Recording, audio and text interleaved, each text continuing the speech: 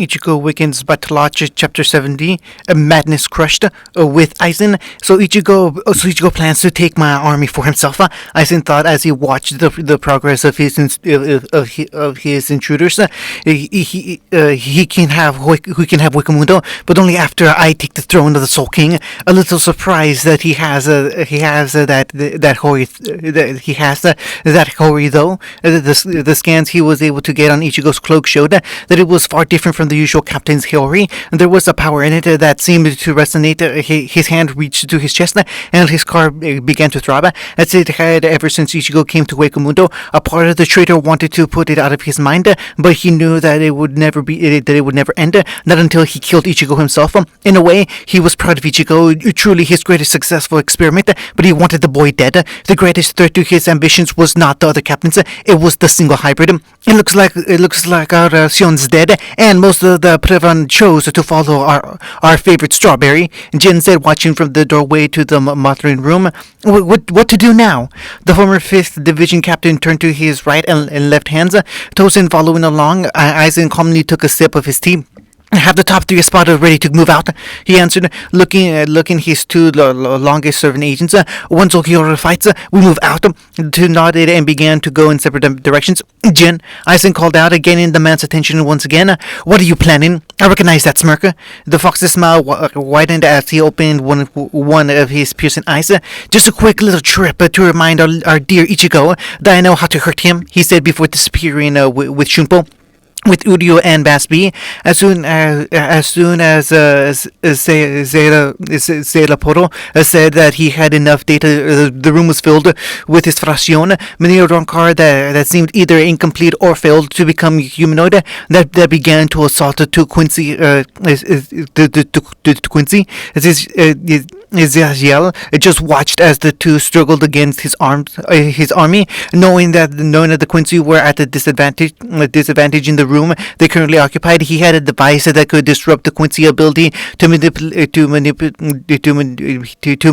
the ambient reishi and surround them with stone that absorbs the remaining reishi, negating their main skill of reishi manipulation. It was only their own reserves that kept the Quincy going, channeling the power through their veins. Baspi was barely hanging on, not used to fighting in the basement of Reishi. Uryu was fared much better due to his training with Ichigo, and the new Quincy style of drawn Reishi had plenty of his own, and even managed to use the Seilish Nada. He seems to be doing much better than I expected, Shizuel muttered to himself, not really able to do anything about the Reishi inside a person until he could get in close himself. It's not like I'll run out of fraction. One of his larger servants slammed a fist into Bazard while Uryu slashed one in half. His Celeste Nado, which before to solidify, as Uryu got better at controlling it mid-battle. Perhaps I'll fix that anyway.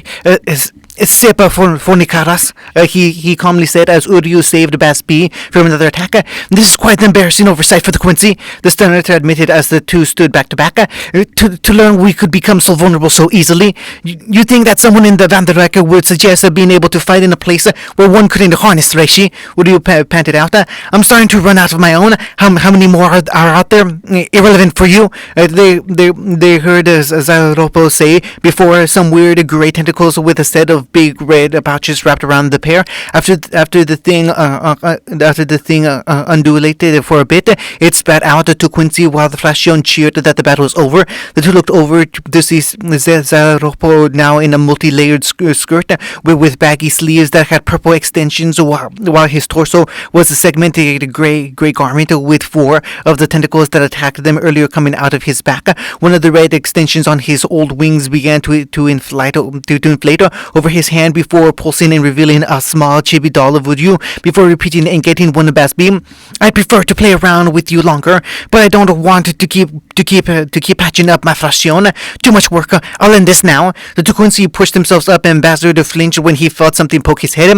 Are those things voodoo dolls or something? He asked, noticing Ziael pressing a thumb against his doll's head.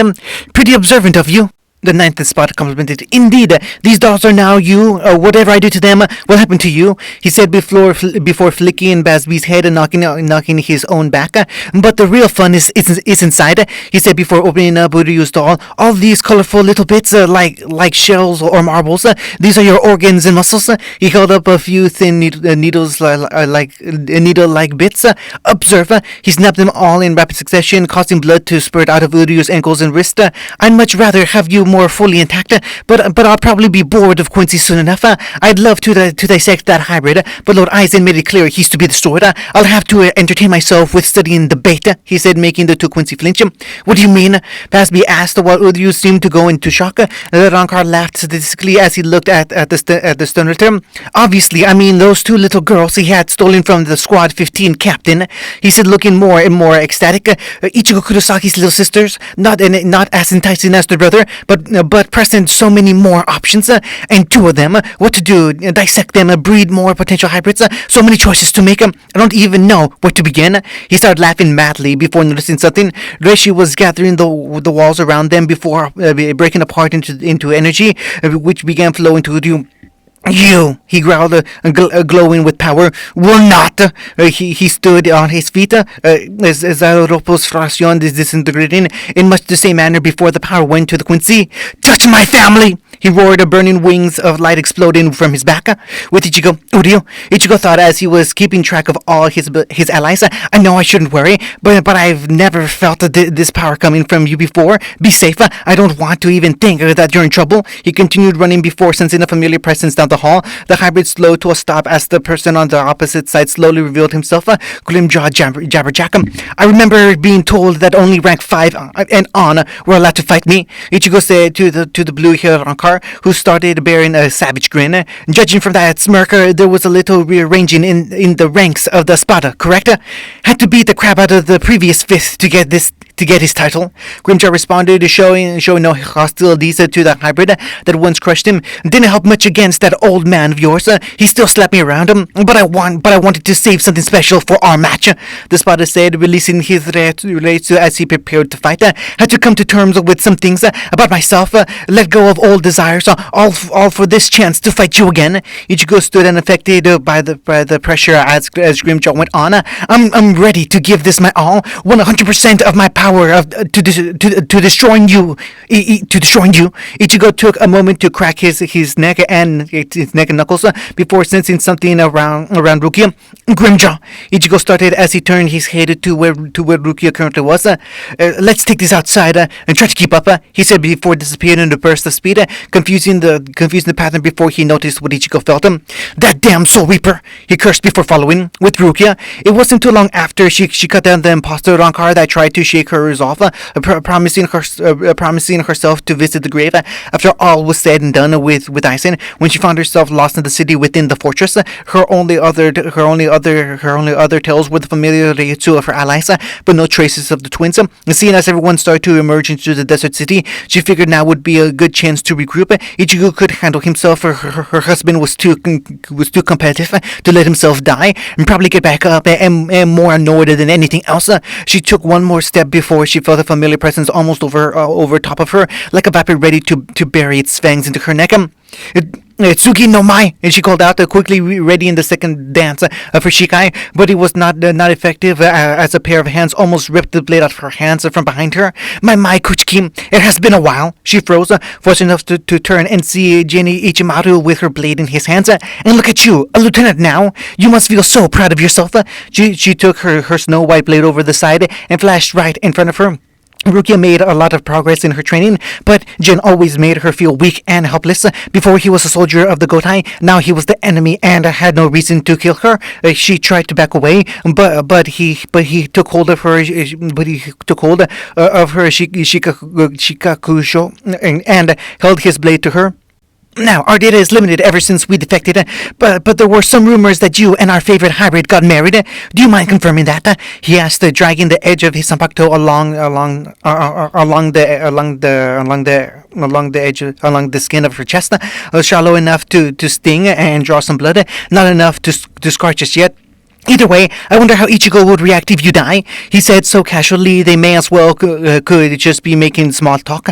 The pressure of his blade began to increase to where it cut through to her bones, letting out a screech of pain before it disappeared, and she fell to the ground. She opened her eyes to see Ichigo once again to her rescue. I wonder, what part of you thought it was a good idea to try this where I could find you? Ichigo asked, looking at the man he just buried into the wall. I put a pretty nasty scar on your boss when we first tried to kill each other, and that was after you and Tosin tried to try to hold me back.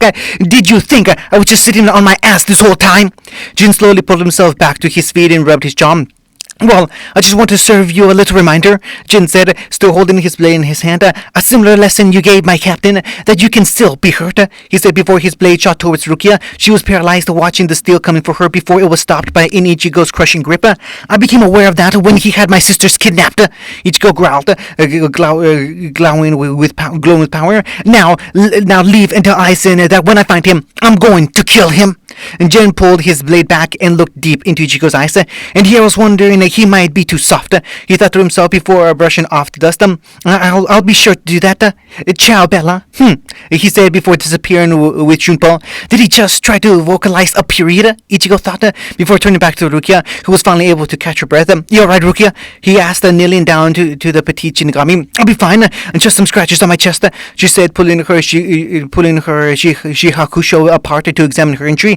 Looks like you managed to get a message to me after all, Jin. He thought, recognizing that the scratches formed a word. Now there was only one thing to figure out. What the hell did Jin mean by negro? He thought as he read her chest while she healed. Looks like we all came out to this area of Las Noches. He said, gaining Rukia's attention. You'd best go regroup with the others. I've got a score to settle. Grimjaw appeared behind Rukia shortly after that. The Aishishu looked at the Spada and back to her husband. I'll be fine. Go, he ordered, making her jump off the side and retrieve her sword and begin running off to join the others. A quick question: does everyone in Wakamundo use Spanish? He asked, surprised Grimjaw. Yeah, I guess, the Quinta replied, scratching his head. Why? So that means Jin's real message to me is black. Still, doesn't tell me much. And just curious, Ichigo replied as the two got ready to fight him. With Chad, the Fullbringer and his Rancor companion kept running as the two behind them followed, closing in more and more with every step. And Chad felt ready to go another round, but Gantenbane was drained of his Reishi and needed the chance to build it back up.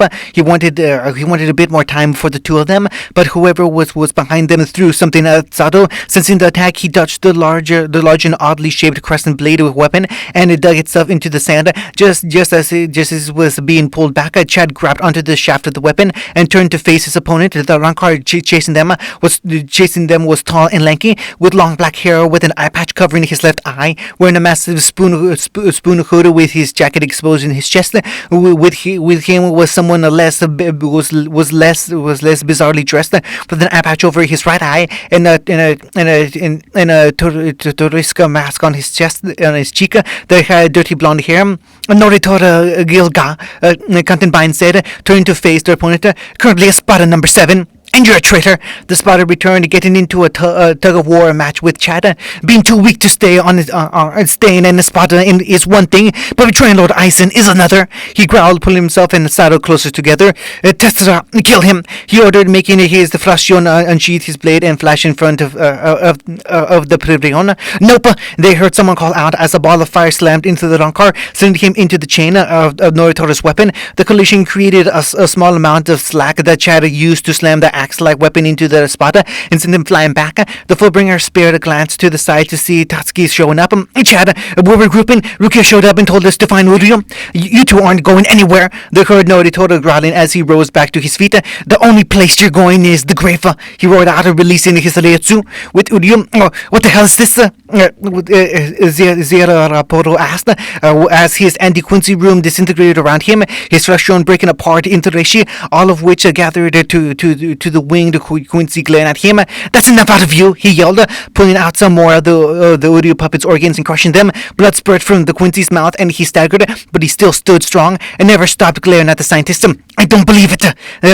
Bassett thought as he watched Uryu absorb more Emoroishi. Is he doing it? Is he doing this subconsciously? Raso Tengai inside his body. Is he reconstructing his body completely blind as it's getting wrecked by this creep? His eyes widened as the burning light on Uryu's back slowly solidified into archangel wings. Die! Why won't you die? As Yaropo yelled out desperately as even his Resurrection began to get absorbed. Uryu did not say anything as he pointed his wing at the spot and gave his death sentence. Licked it again, he said. The feathers in his wings shot towards Saruropo. Each one was like a celesnata as the blades tore him apart. Basby watched in disturbed awe as Uryu mercilessly destroyed that spot. The only thing out of place was small tendrils that touched Uryu before being covered into Reishi when he ended his assault. Saruropo was barely more than a torso and head. What was that? He spoke, feeling that his life was slowly ending. He activated his Volstending. Basby answered as Uryu released the glowing and collapsed, still alive but in rather critical condition. And he still managed to hold himself together. That kid is scary and in his own right. He thought as he noted the mix of blood and the Raso Tangai. You can think of it as the Quincy's, the Ratios or Bankai. But how? That room should have completely cancelled Reishi manipulation. The noveno coughed out, the blood draining faster and faster, and it did, but he managed to use the greatest of manipulation skills. The kid replied, walking over to the Rankar scientist. Sclaveri. He didn't just take it, he enslaved it. All the race around him became a slave to his will, so powerful that it tears apart the bodies of spiritual beings. So whatever trap you tried to pull on him as he tore you apart was doomed to fail. Your freaky little tentacles became his ammo, and the moment it touched him, the Rankar managed to glare at the heat and let out a defiant roar as another massive tentacle appeared behind the Stentor, disguising the other small one, making its way to his leg. The heat lived up to his swift as he created a scorching shell around him that reduced the attacks to nothing. And your room is gone, so I'm free to use my abilities, he said as he went back over to Uryu and gently lifted him up. Enjoy your last moments. I think a slow death is fitting for one like you. Too bad we can't prolong it. Bazard Black then disappeared from the area, leaving behind the Dino Rankar. Illustrated Guide to Soul Reapers. If you can understand, know this. You keep bugging me about them all blocking you. Ishin's first mission as captain of Squad 15 set between the establishment of the squad and memories of nobody. So this is the place. Ishin thought to himself, looking at the tall and imposing mansion. He received recent orders about a group of powerful individuals that was a black stain on Soul Society's history, which led to a misshape that had affected the world of the living, but making them essentially soul-sucking vampires. It was thought that they were wiped out by the Quincy's some time ago, but the remnants had gathered here in an old mansion in Karakura town. All right, let's do this and be done with it, he said before disappearing with Jinpo inside the mansion. Jin Kariya, leader of the Bounce, looked over his assembled brethren, the last of their kind, and his army in their mission of vengeance. But there were a few more components missing. His ex-wife Yoshino, the cornerstone of their evil power, was being retrieved by his loyal Shinigami companion. Soon he would have all he needs to attack the Soul Society and make them pay for the mistakes. Hi there, he heard someone say, turning to come face to face with Ishin Kurosaki. Who are? Jin asked before Ishin cut him across his chest, killing the bound instantly. The others tried to respond, but the captain was too quick. Next was an elderly man that Ishin killed by twisting his neck until the bones snapped apart. He turned to his next target as a swarm of snakes lashed out to bite him. Haru 33, Utsokatsui, Ishin cast calmly, pointing with his fingers and unleashing a massive torrent of flames and leaving a charred corpse. He felt something land on his back and began to possess him. He retaliated by stabbing himself through the chest and whatever was invading him. The sounds of a man screaming giving some indication that he'd succeeded. He flashed back to the door and pulled his blade out to heal himself. Let's see, 5 left, he thought as the sounds of crashing alerted him to something heading his way through the floors. He dashed to a man desperately moving carts around as a large black ball and chain burst out of the ground. It stopped when Ishin grabbed the man by the head and kneed him so hard his skull exploded. A woman with a Chinese skirt managed to pull out a sword and a fan. With two kids, while two kids were standing behind two stalks of water globes. He threw his zanpakuto into the chest of the woman before flashing to the hilt and ripping it out of her chest. He spun and released his engetsu while releasing a torrent of flame so hot the water evaporated. Whatever else got hit signified the twins' death as they withered away in front of him. That only left one bounty remaining, a large man with an orange mohawk and red hair.